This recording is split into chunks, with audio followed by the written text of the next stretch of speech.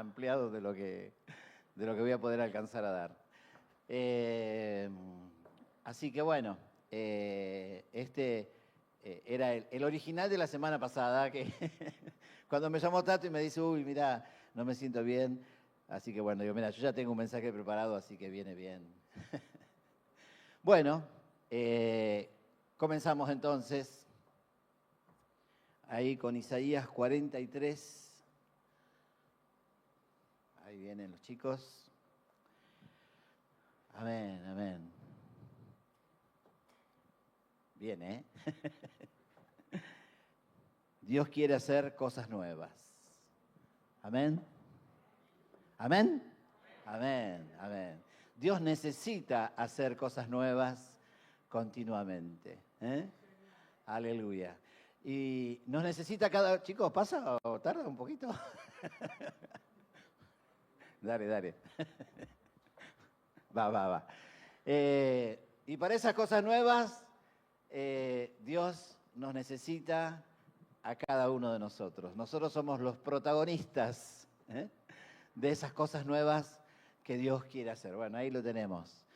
Isaías 43, del 19 al 21, un pasaje bastante conocido por todos. No os acordéis de las cosas pasadas, ni traigáis a memoria las cosas antiguas. He aquí, yo hago cosa nueva. Dios siempre está haciendo algo nuevo. Y lo nuevo siempre es superador del pasado. Eso va un poco en contra de nuestra mente, que siempre mira lo pasado como algo mejor y se asombra. Pero no es la naturaleza de Dios. La naturaleza de Dios es superar, es avanzar, es hacer cosas superadoras. Por eso tiene que trabajar con nuestra mente y nuestro corazón, con nuestra nostalgia, con nuestra mirada para atrás. A veces el enemigo de nuestro futuro es nuestro pasado, lo que nos impide avanzar hacia más, nos condiciona.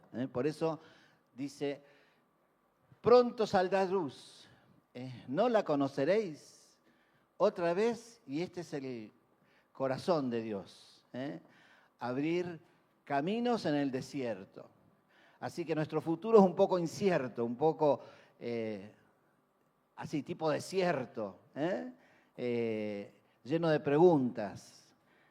Pero este Dios quiere abrirnos, darnos esta fe, que Él quiere abrir caminos en el desierto. En el desierto parece que no hubiera un camino, ¿no? Todo arena, todo igual, todo parejo. Pero Dios quiere abrir un camino donde no lo hay. Dios quiere abrir caminos en el desierto, quiere abrir ríos en la soledad para que mi pueblo, mi escogido, beba. Dios quiere dar una fuente, un manantial ahí en el desierto, en la soledad. Dios quiere alimentar, y eso requiere de nosotros una transformación en nuestra mente, sabiendo del Dios en quien hemos creído, porque dice, el contexto de este pasaje tiene en esta frase final una gran explicación. He creado este pueblo para mí. Por eso es que Dios siempre es superador. Por eso Dios siempre mira para adelante. Por eso Dios siempre está creando cosas nuevas. Está en esa dinámica de crecimiento, porque Dios ha creado un pueblo para Él, un pueblo que publicará sus alabanzas, un pueblo que le dará gloria a su nombre. Por eso es que Dios es el protagonista del cambio, por eso es que Dios está interesado en el cambio, porque Dios nos ha creado para Él, y Dios no es un Dios que fracasa, no es un Dios que mira para atrás, es un Dios que mira para adelante, que supera, que se desarrolla. Así que tenemos que romper con esas estructuras de nuestros pensamientos que nos condicionan con lo negativo, que nos dejan atados a las cosas que nos faltan, porque no es la naturaleza de Dios que nos está llevando siempre a más, nos está llevando siempre a una superación.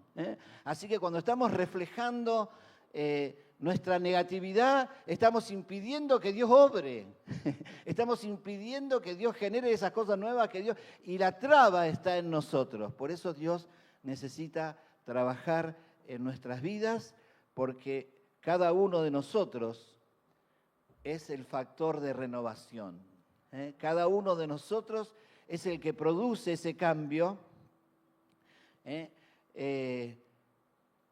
Todo eso nuevo que Dios quiere producir tiene que salir de tu interior.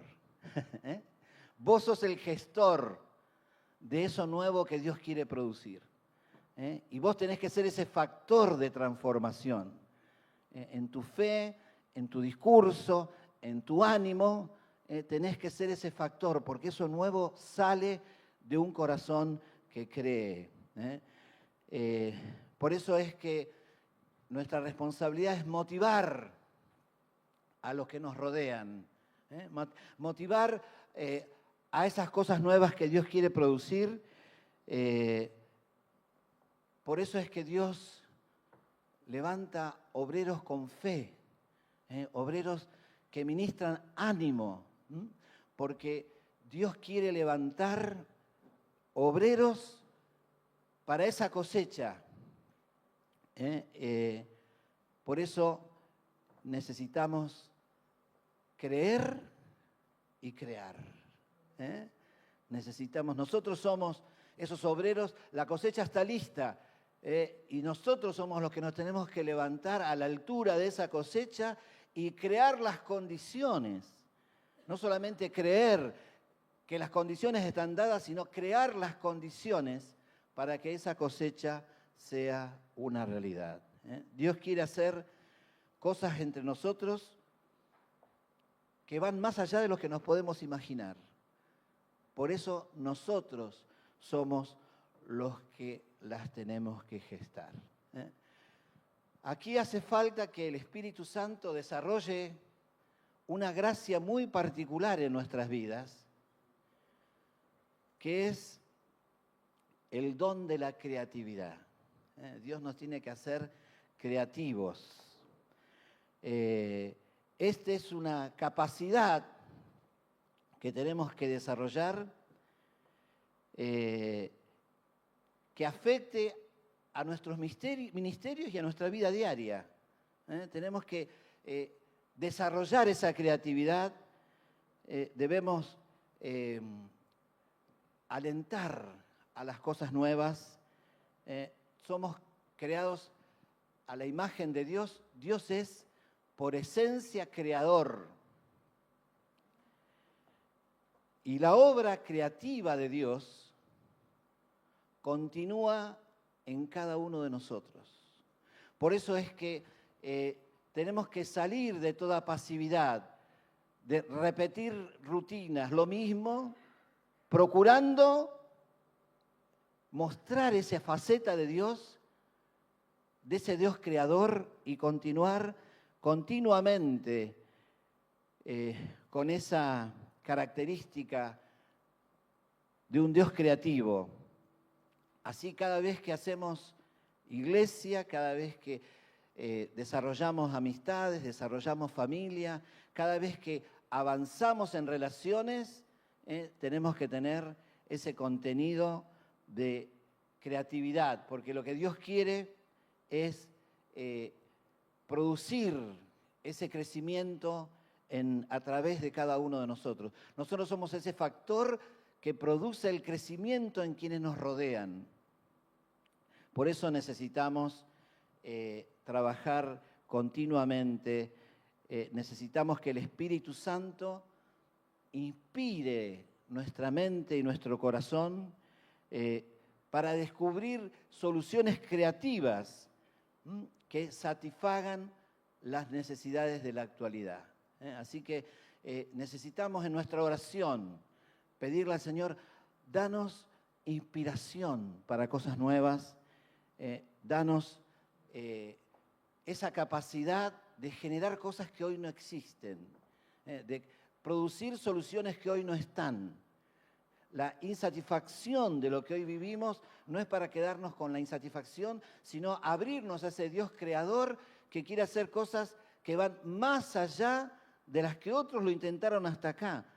No hay límites para nuestra capacidad creativa porque tenemos un Dios que siempre está buscando, ese Dios que creó un pueblo para sí, que quiere que sus alabanzas se publiquen, está queriendo llevarnos a mucho más. Amén. Por eso necesitamos alentarnos mutuamente a crear, alentarnos a producir esa obra nueva, esa cosa nueva que Dios quiere producir en nosotros. Hay un concepto que hoy está dando vuelta en muchos lados y que nos puede ayudar a entender un poquitito esta necesidad, que es este concepto del pensamiento divergente. No sé cuántos pueden estar relacionados con el pensamiento divergente o exactamente, o el pensamiento lateral, que es sumamente importante aprender a desarrollarlo, y es algo que nosotros tenemos que ser instruidos para desarrollar ese pensamiento divergente. El pensamiento divergente no es antagonista, sino es complementario del pensamiento convergente. El pensamiento convergente es aquel que produce soluciones en función de los hechos. Es el pensamiento lógico que nos gobierna a cada uno de nosotros. Entonces vemos algún problema y producimos soluciones, producimos hechos concretos para resolver ese problema, para apuntar a una solución. Ese es el pensamiento convergente, que es el que usamos cotidianamente. Pero para hacer presiones creativas necesitamos desarrollar el pensamiento divergente. ¿Qué es el pensamiento divergente? No es el que es estimulado por los hechos, sino que es estimulado por sino que es el que es provocado por las situaciones conflictivas. El pensamiento divergente surge de estímulos, de preguntas, de situaciones conflictivas y no de hechos. Por eso es que diverge, por eso es que es creativo. El pensamiento divergente es propio de los niños y es propio de la adolescencia. Después se acalla, porque es el que propone soluciones no en función de los hechos, sino soluciones a veces un poco absurdas, a veces un poco fuera de la lógica, pero el desarrollo de ese pensamiento divergente es el que colabora con la creatividad. Así que adolescentes, no dejen de pensar cosas raras, porque esa lluvia de ideas, de cosas nuevas, divergentes, son las que enriquecen la creatividad. Por ahí al principio no tienen una lógica concreta con un resultado concreto, pero son las que nos enriquecen y las que nos sacan de ese status quo que no nos permite crecer, que tendemos a repetir continuamente las mismas cosas. El pensamiento divergente propone soluciones creativas, saliendo de las respuestas inmediatas, multiplicando las opciones frente a una sola problemática. Permite explorar nuevas soluciones, nuevos enfoques ante problemas complejos. La iglesia es un problema complejo. La vida es un problema complejo. Necesitamos creatividad. Necesitamos soluciones nuevas, necesitamos propuestas, necesitamos abrirnos al pensamiento creativo. No solamente quedarnos con el pensamiento lógico, sino con el pensamiento creativo, porque es tan grande lo que Dios quiere hacer que nuestra mente finita, estrecha y lógica no alcanza a producir esos resultados que la demanda de lo que Dios quiere hacer alcanza. Amén. Esto es desafiante, porque el futuro es desafiante. El futuro es un signo de preguntas. Nos obliga a tomar decisiones, nos obliga a elegir. Necesitamos ver el futuro como decisiones que tenemos que tomar superadoras para dar lugar a un movimiento, a un obrar de Dios que permita encontrarnos con un futuro mejor que el presente, superador del presente. Ahora miremos, luego después de estos pensamientos así extraños e innovadores, vamos a Zacarías 9:10. Ahí les dejo una pequeña paráfrasis de algunos pasajes que es más largo, en el apunte es más largo. Pero qué interesante las cosas que nos dice Zacarías. Ahí en el 9:12 dice, ustedes, esta frase me mató. Después voy a seguir hablando de eso. Ustedes, prisioneros de esperanza. Qué tremendo, qué poesía. Prisioneros de esperanza. ¿Te das cuenta de lo que está diciendo? Este Dios que crea, que quiere avanzar, nos tiene prisioneros de la esperanza que queremos concretar. Por eso nuestro desafío es mirar para adelante, creativamente, para poder construir esa esperanza, no mirar para atrás, mirar constructivamente. Dice, ustedes prisioneros de esperanza, vuelvan a su fortaleza, porque les voy a dar el doble de lo que sufrieron. Tremendo. Vuelvan a su fortaleza, porque nuestra fortaleza está en esa mirada para arriba, no en esa mirada desalentadora para atrás. Vuelvan a su fortaleza, párense en el camino mirando lo que viene, mirando lo nuevo, lo que Dios quiere producir. Prisionero de esperanza, vuelvan a esa fortaleza, no pierdan su fe hacia dónde vamos, hacia donde Dios nos quiere dirigir. Seamos prisioneros de esa esperanza. Estemos impregnados por esa esperanza. Esa esperanza es nuestra fortaleza, sabiendo del Dios que está gobernando desde los cielos, que quiere crear un pueblo para publicar sus alabanzas y que nos quiere dar el doble de lo que sufrimos. Todos sufrimos, en todos niveles. Emocionales, personales, familiares, congregacionales. Dios está ahí mirando para adelante. Amén.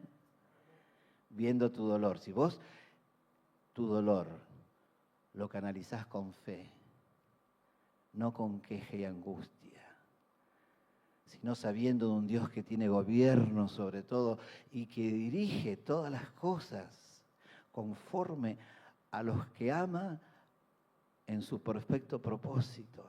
Amén. Si vos tu dolor lo canalizás con la fe y lo entregás y no te quedás anulado por el dolor,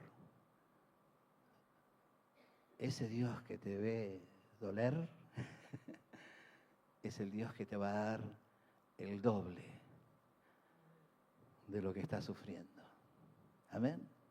Todo depende en qué dirección sufrís.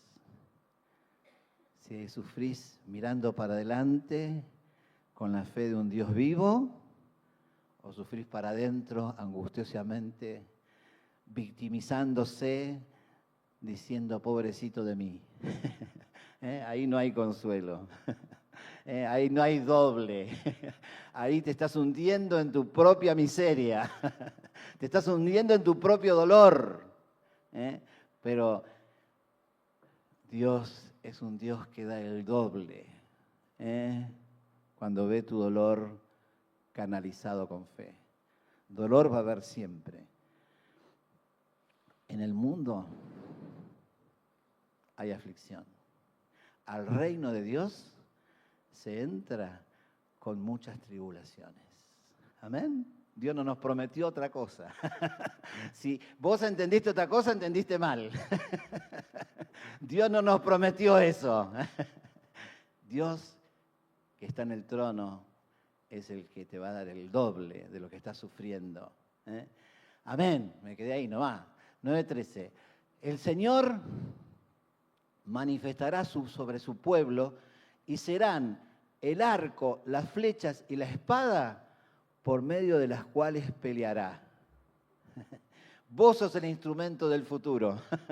Vos sos el arco, la espada y la flecha con la cual vos sos la herramienta de Dios para modificar el futuro, para que las promesas de Dios se hagan realidad, para que mires las promesas con la convicción de que sos prisionero de esas promesas, prisionero de esa esperanza para que esa realidad se haga posible. No mires con desaliento para atrás. Mira con fe en lo que Dios quiere hacer. Dios se proyecta y se deleita en el futuro. Miren ahí en el 9:17.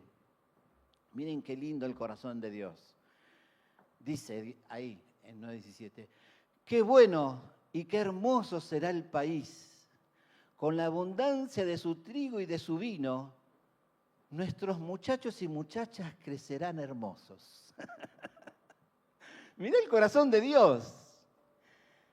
Mirá dónde Dios nos está mirando. Mirá lo que está mirando la alegría de los chicos y de las chicas.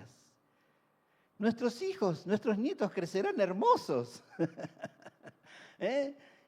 Mirá a dónde está llegando. Qué lindo será ese país. Qué lindo será este pueblo. Por la abundancia del vino y del trigo. ¿Vos te das cuenta del Dios con el que estás relacionado? Está buscando un pueblo con abundancia de vino y de trigo, de alegría, de alimento. El vino es la alegría, refleja la alegría.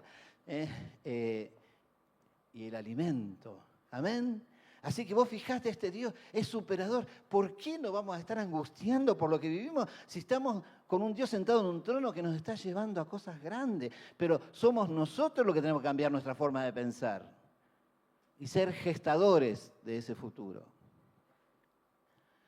En el 10:18 dice que este plan de Dios va a ser a través de la unidad. Dice, por un silbido reunirá a su pueblo, y también por la cantidad. Serán tan numerosos como en otros tiempos. Amén. Ese es el Dios. Pero yo quiero que meditemos un poquito más en esto de prisioneros de esperanza. Necesitamos ser prisioneros de esas promesas, con esa confianza de que el reino prevalecerá, se extenderá en la historia. Somos nosotros los instrumentos de ese reino, para que ese reino se extienda en la historia. Nuestro futuro no lo puede determinar ni la economía del país, ni el mercado, ni el sistema, ni la sociedad. Nuestro futuro está determinado por Dios. El futuro de este pueblo va a contramano de lo que pasa en el resto del mundo. Porque acá Dios está reinando. Amén. Vamos a contramano. No lo determina la política. No lo determina el sistema. Lo determina un Dios que está reinando y somos prisioneros de esa esperanza. Necesitamos, como dice 1 Pedro 1:3, si tenés una esperanza viva, nosotros tenemos una esperanza viva. ¿Por qué viva? Porque es Dios. Y es dinámica, que va actuando. Una esperanza muerta es una esperanza, la esperanza de este mundo, no tiene futuro, no tiene certeza. No se sabe hacia dónde va este mundo. Este mundo va cada vez más, va para peor, digamos, no hay una esperanza viva. No está pero nosotros tenemos una esperanza viva. Un Dios que está actuando, un Dios que es presente, que modifica las circunstancias para que nosotros alcancemos. Y si nosotros tenemos esa esperanza viva, no quedamos atados a los eventos y circunstancias terrenales. No descansamos en ellas para alcanzar un futuro deseable. Esa misma esperanza nos produce el desprendimiento de lo natural, de lo cotidiano, porque nuestra esperanza no está en lo que nos pasa cotidianamente. Nuestra esperanza está en el Señor, que es el que gobierna las circunstancias. Y soy yo el que tengo que estar de acuerdo con el Señor y ponerme al día con el Señor, trabajar unido al obrar de Dios para que Dios pueda cumplir sus propósitos en mí. Yo me tengo que unir a ese plan de Dios. Y mientras yo esté en esa dirección, voy a ir experimentando ese favor, esa bendición de Dios. Mientras yo armonice con ese proyecto de Dios, mientras yo fluya en la dirección en la que Dios fluye, voy a ver el obrar milagroso de Dios en mi vida, en mi economía, en mi familia, porque estoy en la misma dirección en la que Dios está. Hablábamos el otro día con una hermana que me preguntaba sobre la oración, ¿no? ¿Cómo es esto? ¿Cómo es que todo lo que pidiera en su nombre, Dios me lo va a conceder? Claro, porque no es en el nombre de Jesús. Eso es magia. El nombre de Jesús no es magia. Digo, yo pido esto en el nombre de Jesús, no es magia. No es que el nombre, la palabra Jesús tiene un poder, no. En el nombre de Jesús es en el carácter de Jesús. Es en la revelación de Jesús.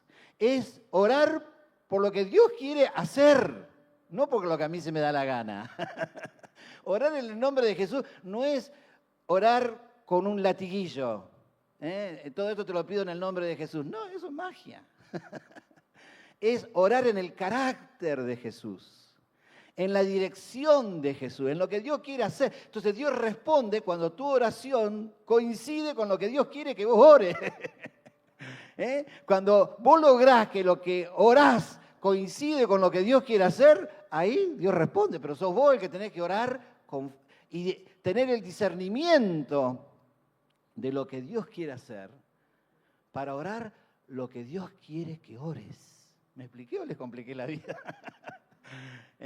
Por eso es indispensable lo que orábamos antes, conocer a Dios, conocer el corazón de Dios, para orar en el nombre de Dios, en el carácter de Dios, en la revelación de Dios. Y Dios, en ese camino vamos.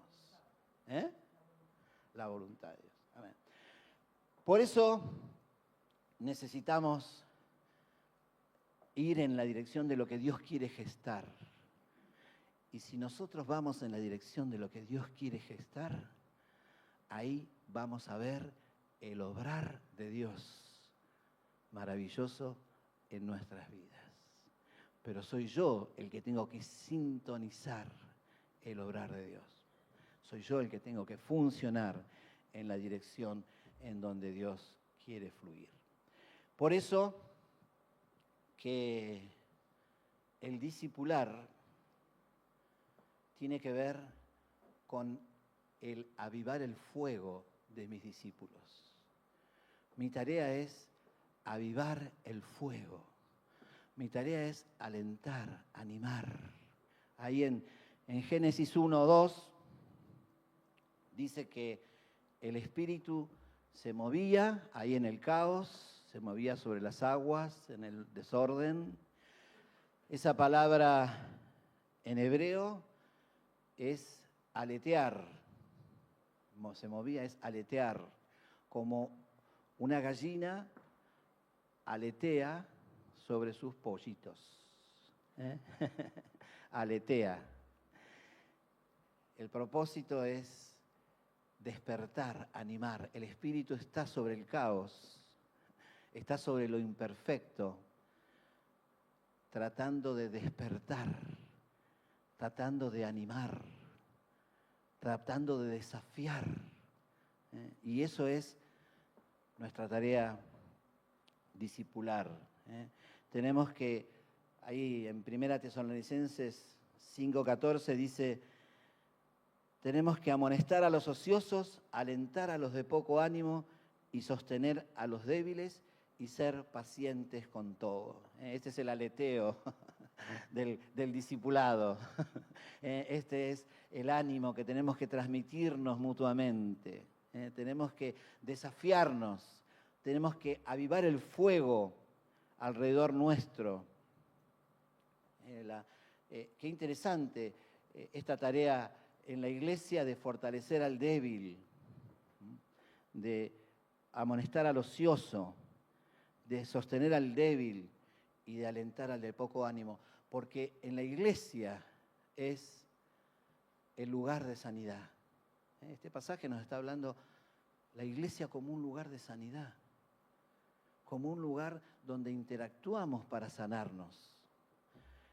Necesitamos abrirnos, no aislarnos.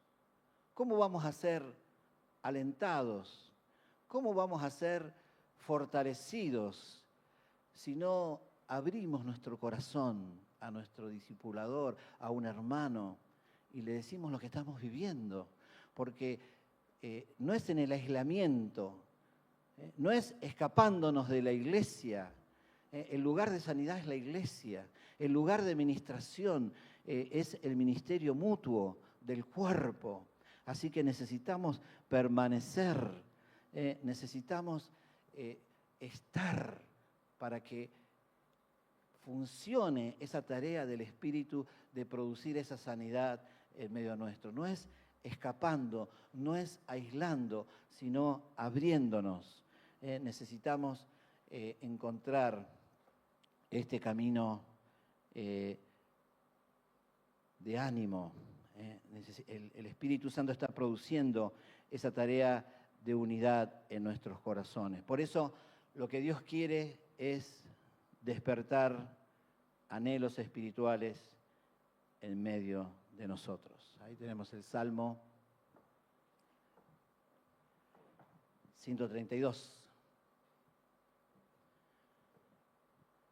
En función de eso que queremos gestar, de eso que queremos desarrollar,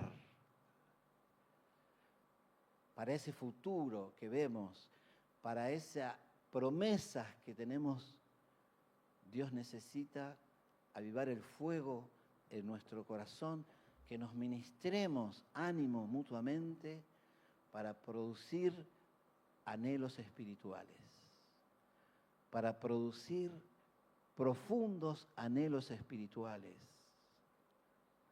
que sean más fuertes que los anhelos naturales.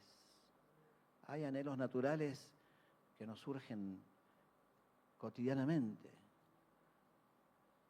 Se produce esa necesidad de crecimiento, de avance en diferentes áreas de nuestra vida natural.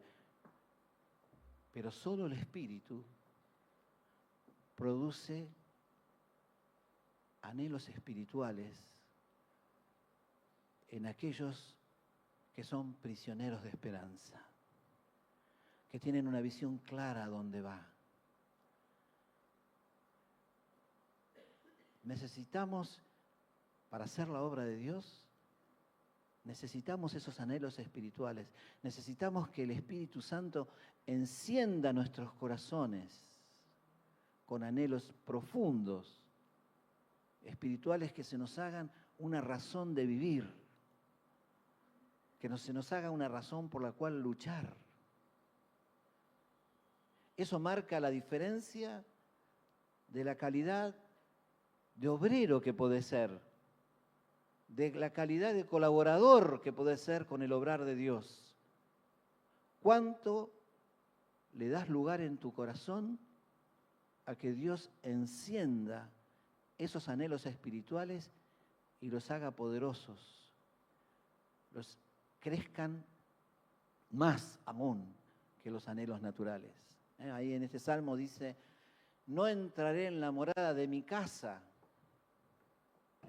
Mi casa. No está hablando de figuradamente, ¿no? No entraré a mi casa.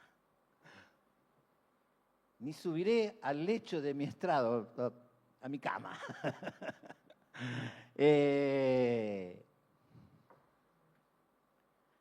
No daré sueño a mis ojos, ni a mis párpados adormecimiento. Bueno, eso es la literatura hebrea tiene paralelismo, dice 2 veces lo mismo. Pero lo importante, hasta que haya lugar para Dios, morada para el fuerte de Jacob.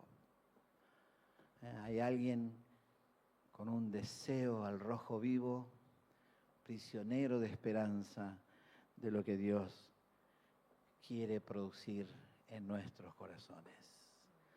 Necesitamos este clamor por esa iglesia hermosa y victoriosa que Dios quiere levantar en este tiempo. Eso tiene que arder nuestro corazón. Ese es el lugar de morada de Dios. Este es el lugar de morada del fuerte. Necesitamos que el ardor por su casa, el celo por su casa nos consuma, crezca. Y vamos a orar por esto, para que crezca más ese ardor, ese fuego por lo que Dios quiere hacer en medio nuestro. Amén. Eso va a determinar la calidad de obrero, la calidad de siervo, la calidad de colaborador de Dios que podés ser. Si no tenés ese fuego, todo da lo mismo. Es una rutina. Todo parece igual.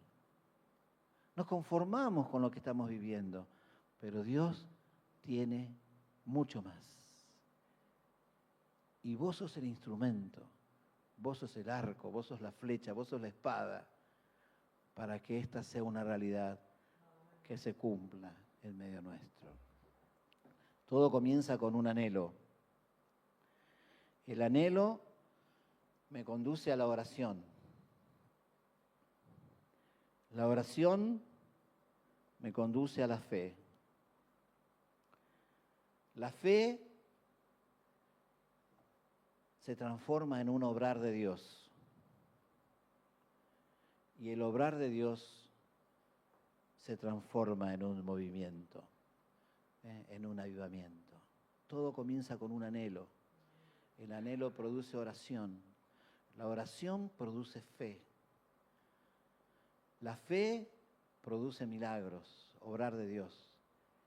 Y el milagro produce un movimiento de Dios, un mover de Dios. Comencemos por el principio, comencemos con el anhelo. Sigamos con la oración, desarrollemos la fe.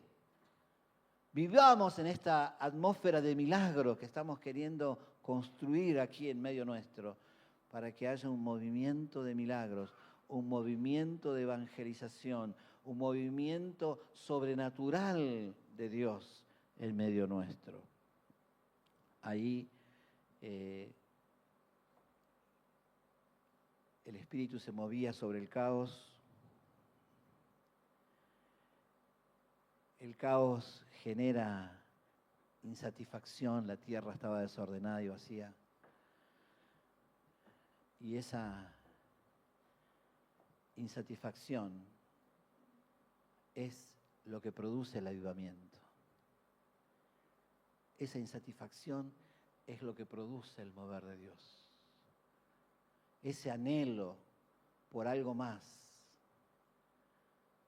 Ese anhelo es lo que nos hace prisioneros de esperanza, lo que le da lugar a la creatividad, lo que da lugar al pensamiento divergente, para que podamos ver cosas que ojo no vio, ni han subido a la mente del humano todavía, y que son las que Dios quiere hacer en medio de nosotros. Amén. Así que vamos a orar ahora por este celo, por este fuego. Vamos a orar ahora para que el Espíritu despierte anhelos espirituales profundos en medio nuestro, que nos hagan prisioneros de una esperanza, para que podamos desarrollar ese anhelo en un movimiento, en un obrar de Dios. Así que nos ponemos de pie. Amén. Aleluya. Amén. ¿Pueden subir los músicos? Sí. Amén. Aleluya. Amén. Amén. Aleluya. Cuando nos entretenemos con las cosas de este mundo, nuestro espíritu se apaga. Deja de producir anhelos. Deja de inquietarnos. Deja de movernos. Señor, venimos a pedirte para que tu espíritu pueda renovar esos anhelos en nuestro corazón. Renovar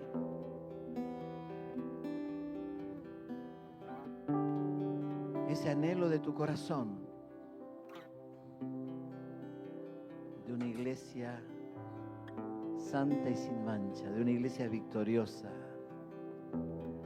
de una iglesia asentada sobre el monte que alumbra y resplandece, donde tu nombre es santificado, donde tu nombre es alabado, donde hay alabanzas a tu nombre, al ver las obras maravillosas que se hacen en tu casa. Esas mayores obras que Jesús dijo que nosotros haríamos y que son las que reflejan el carácter de un Dios poderoso y asombroso. Enciende ese anhelo, enciende ese fuego en nuestros corazones. Queremos ser prisioneros de esa esperanza. Aleluya. Queremos ver como Dios ve. Qué alegres serán nuestros muchachos y nuestras muchachas al vivir en un pueblo lleno de trigo y de vino, lleno de alegría y de paz. Aleluya. Miramos para adelante y miramos con fe lo que vos querés hacer. Te pedimos perdón por todas las veces que somos negativos, que vemos lo que falta, que entorpecemos, que desanimamos. Aleluya. Queremos ser animadores. Aleluya. Queremos ser inspiradores de otros. Aleluya. Queremos fluir en la dirección en la que vos fluís, en tu voluntad, en tu reino. Todo lo que pidamos en tu nombre será hecha una realidad, porque estamos fluyendo en tu dirección, estamos fluyendo en tu voluntad, estamos fluyendo en el reino, no conforme a nuestra voluntad.